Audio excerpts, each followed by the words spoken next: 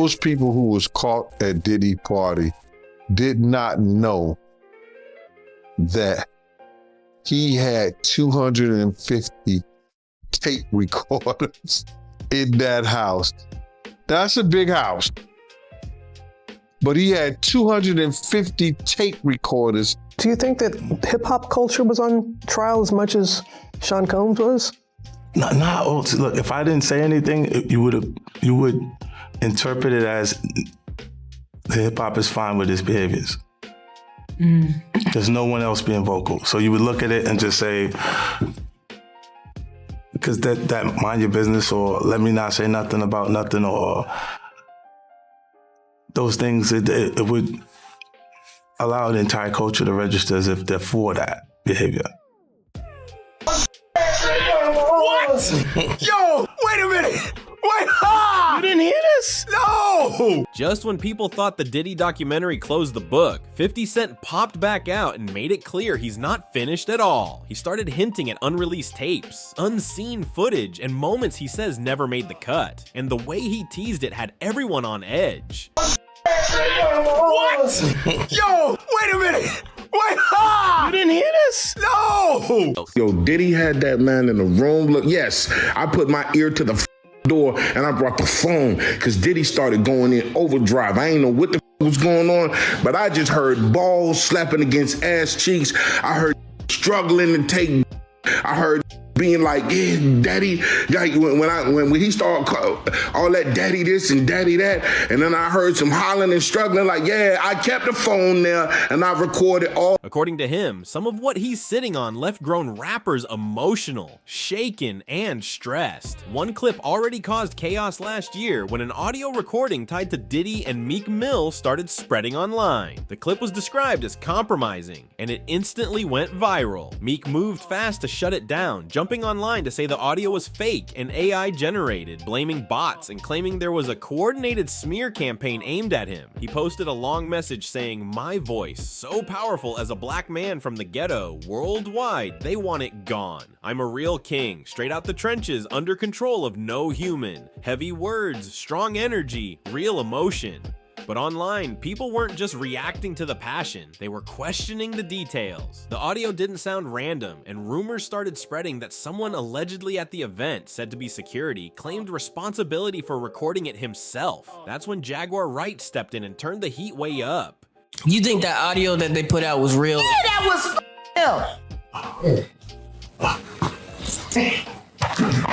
Nicki put that out there. That Nicki recorded that at the freak off in the Calabasas. She been waiting to drop that shit on Meek. Oh, man. She just wasn't gonna tell nobody it was Diddy. But now that Diddy out there, why not? So then who's the guy who's claiming he recorded it? Oh, somebody that got paid? Okay, so. But that's not a diss. Meek likes being brought up in that song. I don't know why you lowering his thing. You think you're doing him a favor. He's very, very happy being mentioned, I'm pretty sure. Yeah? Yeah? Okay. She publicly claimed that Meek's ex, Nicki Minaj, was allegedly connected to the leak.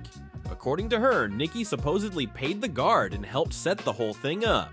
That allegation alone sent shockwaves through social media. Things got messier when Nicki later appeared on a podcast and joked about Meek loving controversy. She brushed it off with laughter, acting like none of it bothered him, but that relaxed tone had people side-eyeing the whole situation. Folks felt like something wasn't lining up. Then DJ Academics jumped into the conversation, and when he speaks, it always stirs things up. He began hinting that Meek allegedly had a special closeness with Diddy, and that's when Meek exploded online. He says, "I'm gonna kill you, Academics," and what I'm gonna do is, he says, first things first, he says, "Someone send me Academics' address." Right, he said, "I'll die to shut you down." Yeah, then he says, "I'm going to die to do it." Y'all already know how we playing out this. It's real life.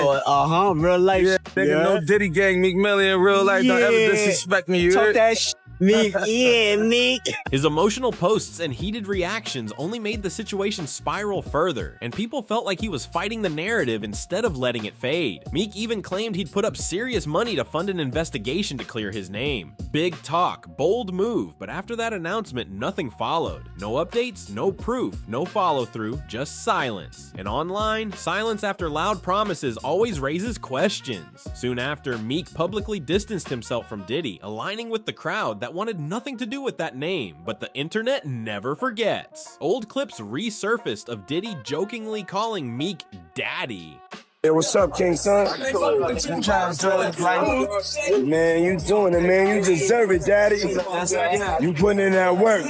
Proud of you. I love you. Yeah.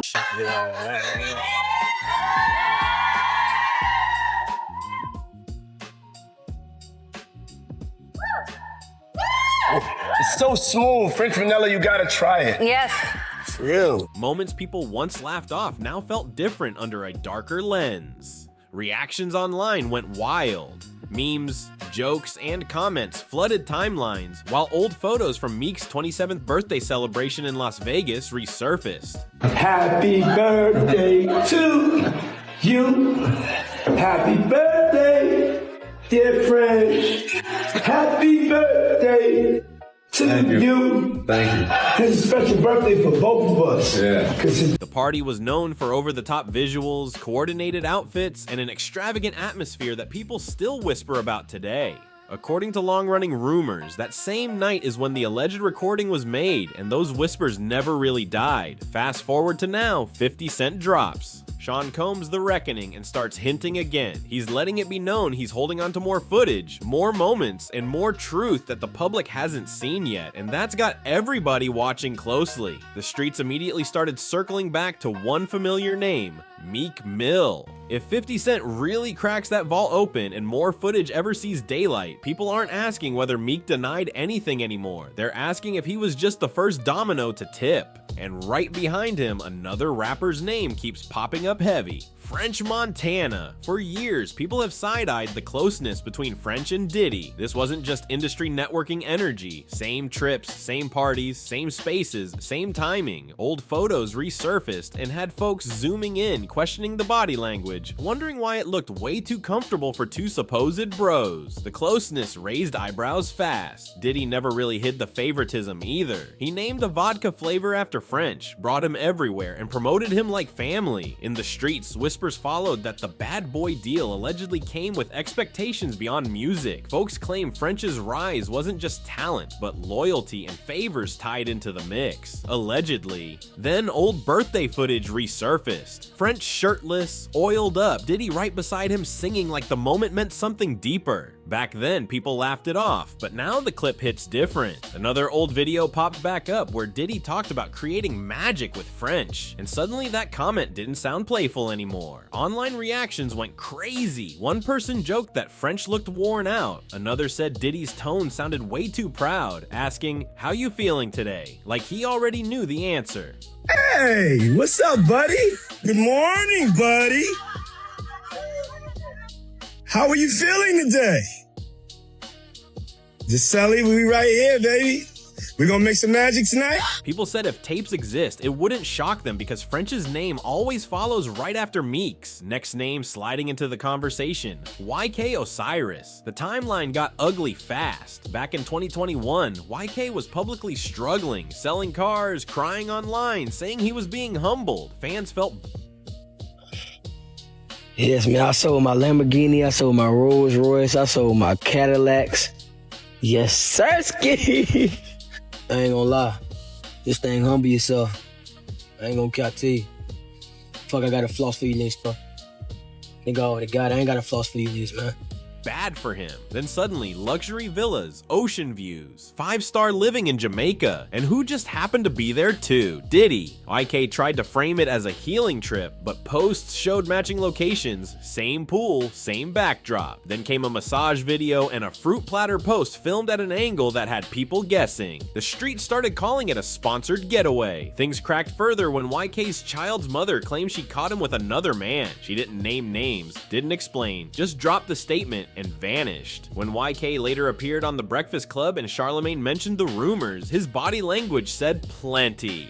Nervous laughs, eyes darting, hands moving, hoodie tugging non-stop. Since then, YK's online behavior shifted. He spoke about feeling empty, used, and mentally drained. People were split. Some felt he understood the industry game. Others believed he was pressured into situations way bigger than him. But they say nah, I ain't gonna say that. I heard about that though, but I ain't about to say that. But What was I ain't about to say on my You and Diddy? Yeah, you and Diddy. You and Diddy what? Diddy. They say he was. Him and Diddy what?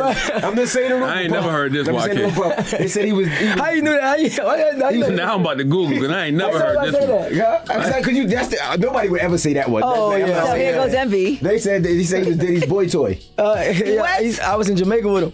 Oh, I see it now. See? I was in Jamaica Osiris with in him. Jamaica with his alleged boo Diddy. See?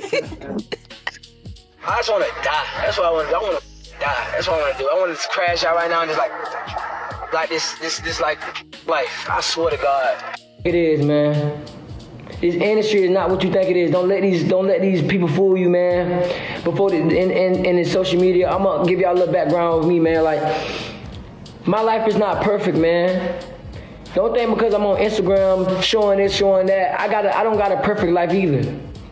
And I want you to understand that just because all these rappers show all this money and show all this fame, don't think their life is good. It's not. These people are always faking and let you know that this is not what y'all want. Do something that's low key. Do something that can help you out, other than being a target or a flashy. Because God can take this away from you real quick, and it's not a blessing from God. And I tell people that 24/7, this is the devil's game. It is not. This is not no God's game. You see, I'm gonna tell you something. They always want you to, you know what these rappers, all these singers, all these big rappers y'all look up to? They always tell you what the good part about, but they never tell you what the bad part. And that's crazy, man. Yeah, they got all this money, but they dealing with emo spirits. They dealing with killing themselves. They dealing with, man, come on, man. Moved to New York City, and I lived with Sean Puffy Combs for a year. That's the crazy thing. Now, that was L.A. Reid's idea, right? We're sending you over to something called Puffy Flavor Camp. There you go. To learn Flavor Camp. Yeah, Flavor that's Camp. what it was called. And you're going to go to Puff Daddy's. He's going In the 90s. Do you understand what that's like? Puffy's place was like just filled with chicks and orgying like nonstop, right? It was curious. I got a chance to see some things. Yeah, but you were 13. What were you seeing? I went there to see the lifestyle. Right. And I saw it. And it was but I don't know if I could indulge and understand what I was even looking at. Either way, many felt his pain didn't come from nowhere. Then another name started circling: Usher.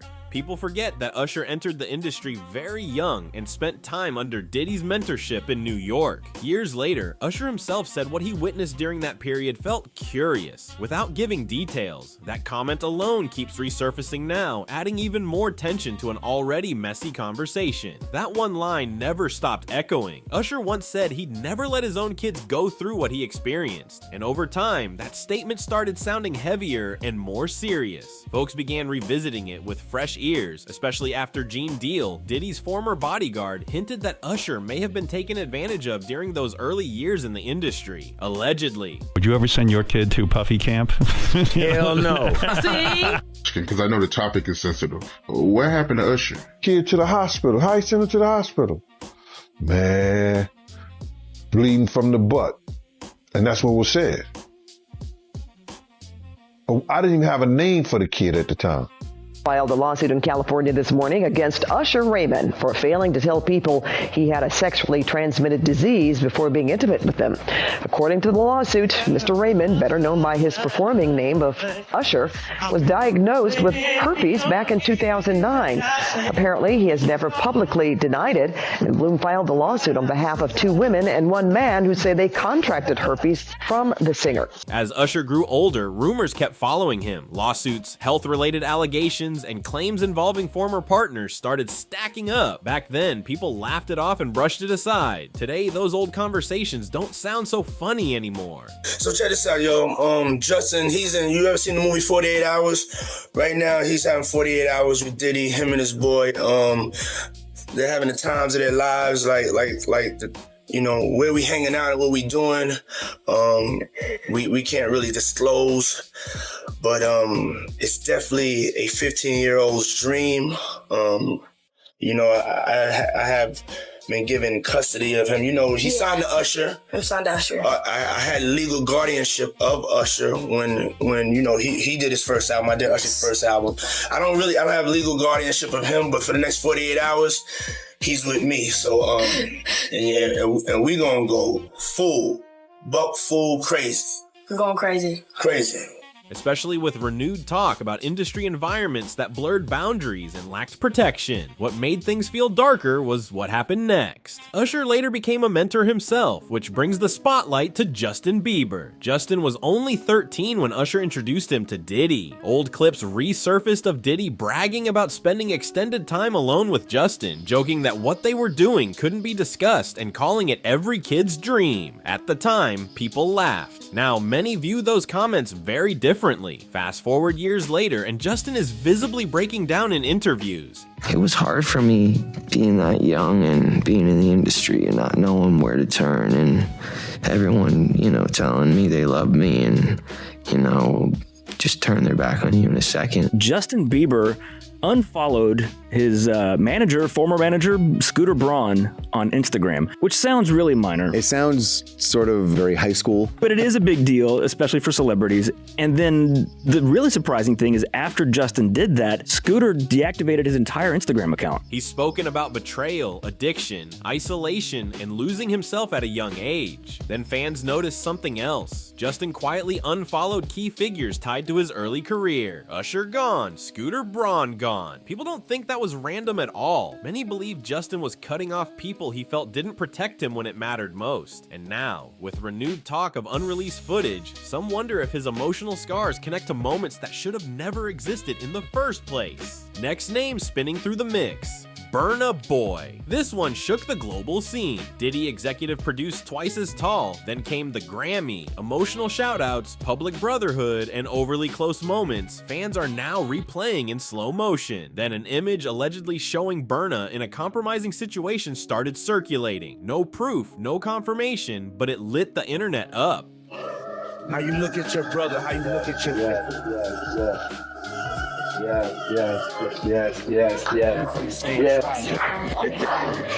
What's up, boy?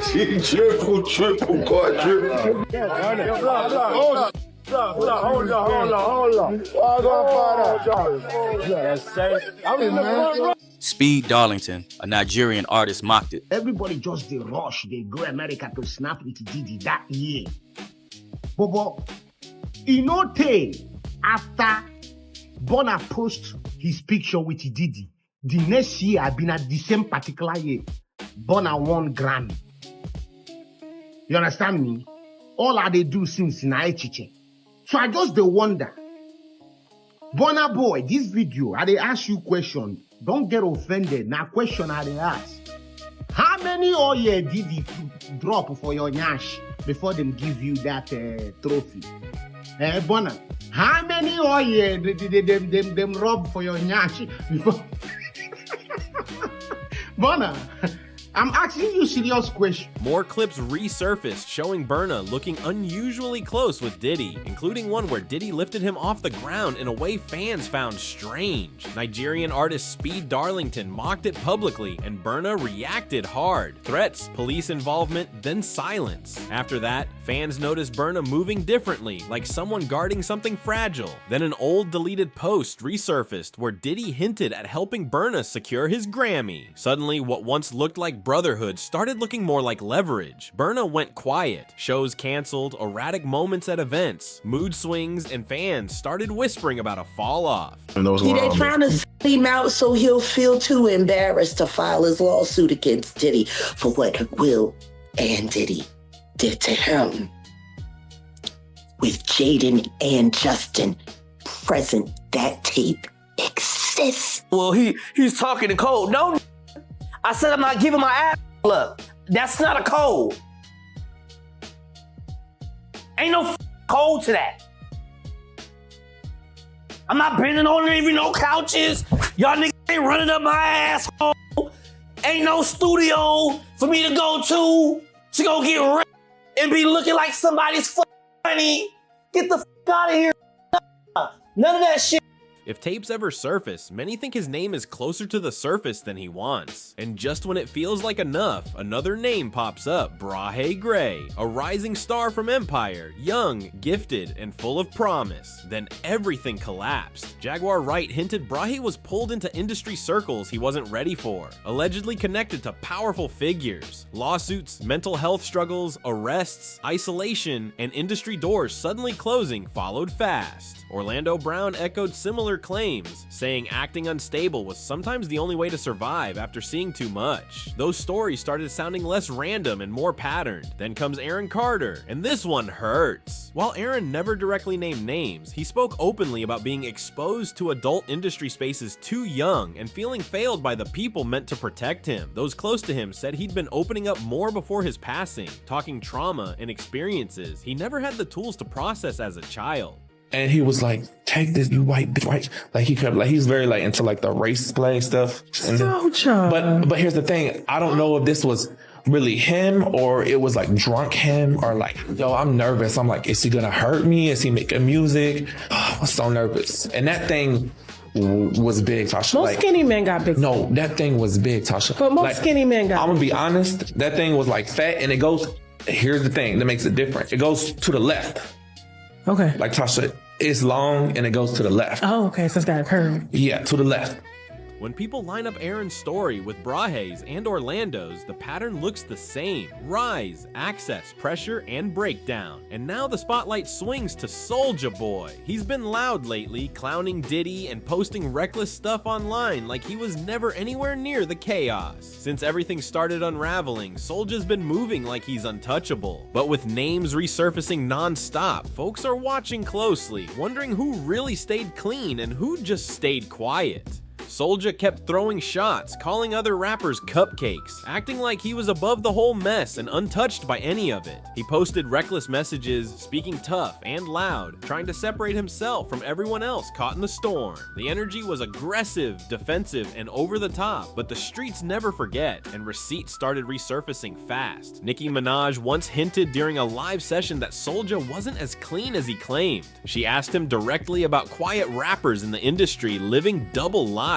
He laughed it off, but it wasn't a confident laugh, it was the nervous kind. The kind people do when a question hits too close. Then Nicki went live again with Ray J and started talking about undercover behavior in the industry. She spoke on how certain rappers move one way behind closed doors, but treat women poorly in public. No names were dropped, but people online felt the message was aimed straight at Soulja. After that, an old podcast clip resurfaced where a former industry personality claimed Soulja was allegedly involved in questionable behind-the-scenes situations at a private event. Back then, people brushed it off as clout chasing. Today, with rumors of footage and tapes floating around, those old claims are getting replayed with fresh eyes. What really caught attention was Soulja's pattern. He stayed trying to expose others before anyone could question him.